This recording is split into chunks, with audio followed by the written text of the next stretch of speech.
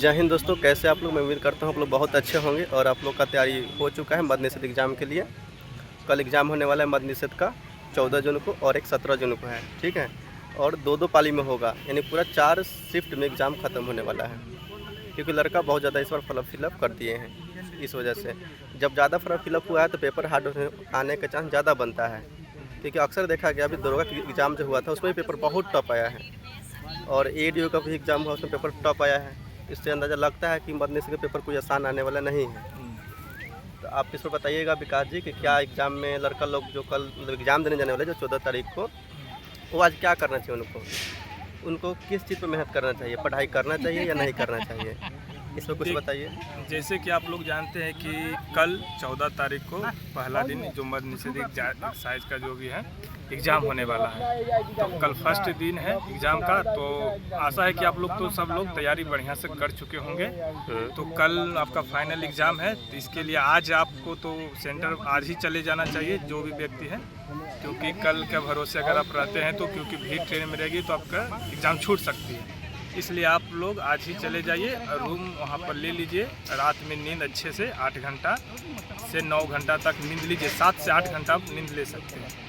उसके लिए अगर कुछ आप रिवीजन भी करना चाहते हैं तो आप करंट अफेयर थोड़ा बहुत देख सकते हैं, जो कि करंट अफेयर तो ज़्यादा क्वेश्चन नहीं रहता, लेकिन कुछ हाल फिलहाल जो महत्वपूर्ण सवाल है वो आप देख सकते हैं। हाँ। अगर हो सकता है तो रिवीजन थोड़ा बहुत है तो लूसेंट से कर सकते हैं।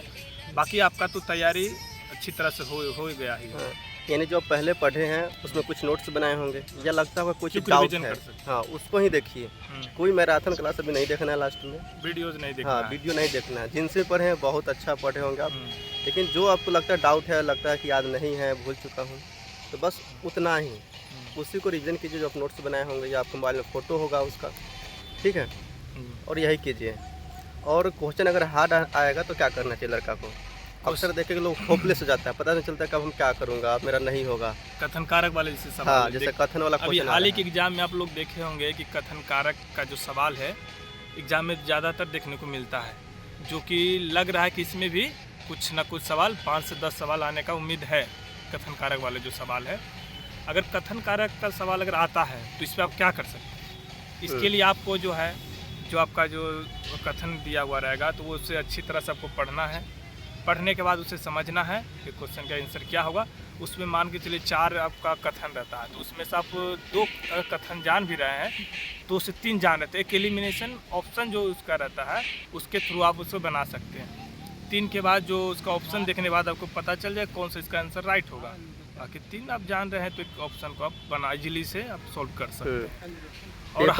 और हार्ड भी है सवाल तो उसको ये नहीं कि छोड़ देना है। अगर नहीं भी आप जाने तो उसे अटेम्प्ट करना ही है, क्योंकि आपको इसके लिए कोई नंबर काटा नहीं जाएगा, नेगेटिव मार्किंग इसमें नहीं है। आप 100 में 100 सवाल करके आइए। हाँ, हो सकता है अगर 10 आप मतलब तुक्का भी लगाते हैं उसमें 2-4 सही निकल जाए तो आपका मेरिट में भी आ सकते हैं।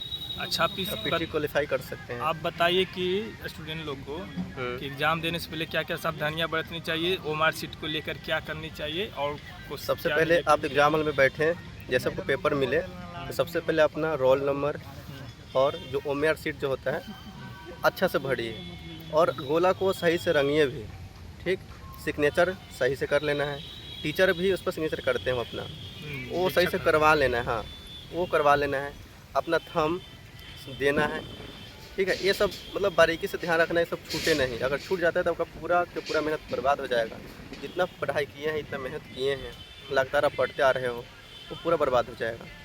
तो ध्यान देना है कि 1-2 क्वेश्चन छूट जाए, लेकिन सही से OMR sheet, roll number, signature नहीं छूटना चाहिए। अच्छा से आपको फिलअप करना है सबसे पहले OMR शीट को अच्छी तरह से भर लेना है। रोल नंबर, नाम, पता जो भी है उसमें पूछा जाता है वो चीज़। और ज़्यादातर देखा गया कि जो उसमें लिखित गद्यांश दिया हुआ रहता है हिंदी और इंग्लिश में, उसे भी ध्यानपूर्वक भर लेना चाहिए शुरुआत में ही। ये नहीं कि हम लास्ट में भरेंगे, तो जिसके कारण बहुत लोग का देखा गया कि रिजल्ट में वो मैंने गड़बड़ी पाया गया, क्योंकि वो भूल जाते हैं भरना। उनको लगता है कि नहीं भरे हैं तो उससे कोई दिक्कत नहीं, रोल नंबर भर लिए हैं, नाम भर लिए हैं, तो वो जहाँ भी चलिए कोई दिक्कत नहीं होगा। जहाँ भी आपको समझ में नहीं है, टीचर से, जो आपको क्लास में टीचर होंगे उनसे ज़रूर पूछिएगा, ठीक है। ऐसा नहीं गलती कर ले या पड़ोसी से पूछें और गलती बता दे, वो भी उसको भी नहीं मालूम हो। आपको टीचर से सलाह लेना है। कोई भी प्रॉब्लम होता है एग्जाम हॉल में बैठते में, कोई प्रॉब्लम हो मतलब एग्जाम संबंधित, तो आप टीचर से हेल्प मांग सकते हैं, हम्म, ठीक है, वो आपको हेल्प करेंगे। और गर्मी बहुत ज़्यादा है तो आप लोग पानी बोतल लेके जाइएगा, ठीक है, क्योंकि एंट्री 2 घंटा पहले से हो रहा है, ठीक है। तो आपको पानी बोतल होना चाहिए, गर्मी बहुत ज़्यादा है तो पानी बोतल होना चाहिए, क्योंकि पानी पीजिएगा जब भी मतलब प्रेशर लगेगा हमको, ज़्यादा प्रेशर और माइंड के ऊपर क्वेश्चन हार्ड है, अब मैं क्या करूँ, तो आप पानी थोड़ा थोड़ा पीजिएगा, आपको दिमाग हल्का रहेगा, मतलब कूल रहेगा, आप सोचिएगा अच्छा अच्छा, से। एग्जाम सेंटर में क्या क्या चीज़ ले जाने के अलावा रहता है, बता देखिए, दीजिए लोगों को। एग्ज़ाम सेंटर में जैसे कि पेपर में आपके जो मतलब जो होगा एडमिट कार्ड उस पर लिखा होगा निर्देश, उसको अच्छा से पढ़ लीजिएगा। मैं तो अभी नीचे नहीं तो- पढ़ा हूँ इस बार क्या है, हाँ आगे ही रहता है नीचे, हाँ, नीचे लेकिन इस बार मैं नहीं पढ़ा हूँ। लेकिन हाँ इतना पता है कि इसमें आधार कार्ड आप जो भी लगाए होंगे डॉक्यूमेंट, आईडी प्रूफ के तौर पर आधार कार्ड होगा या पैन कार्ड होगा, आपको उसको ले जाना है। साथ ही एडमिट कार्ड का मतलब एडमिट कार्ड जो होगा आप निकाले होंगे ऑनलाइन डाउनलोड करके, उसको ले लेना है।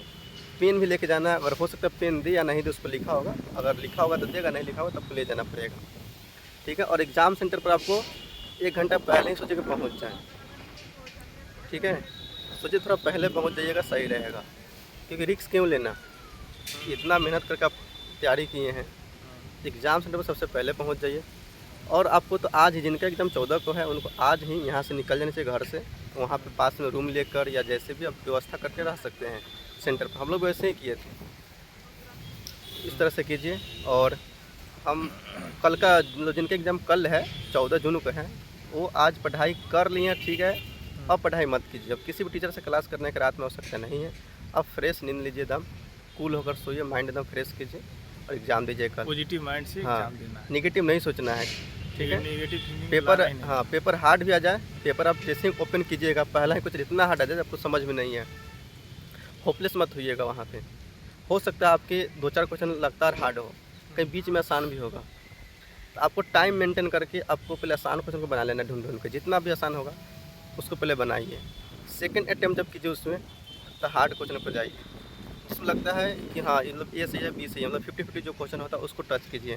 तीसरा अटैम्प्ट जब कीजिए उसमें टाइम अगर बचता है तो जितना हार्ड है उसको कीजिए, नहीं आता है फिर भी अटैम्प्ट कीजिए, छोड़ के मत क्योंकि आइए। नेगेटिव मार्किंग हाँ, नहीं है उसमें। निगेटिव नहीं है तो छोड़ना नहीं है। और आपका टक्कर इस बार लड़का से नहीं होने वाला है, इस बार टक्कर आपको EI से होगा, क्योंकि क्वेश्चन EI बना रहा है। ये आई। हाँ, अच्छा, क्योंकि अभी जितना अभी एडू एग्ज़ाम हुआ है, BPSC एडू देखे होंगे क्वेश्चन आप लोग, क्या लेवल था क्वेश्चन का, दोनों का PT हो चाहे मेंस हो, दोनों का क्वेश्चन देख लीजिए उठा के। तो इसलिए हम बोल सकता हूँ कि भाई पेपर हार्ड आएगा, आसान तो आएगा नहीं।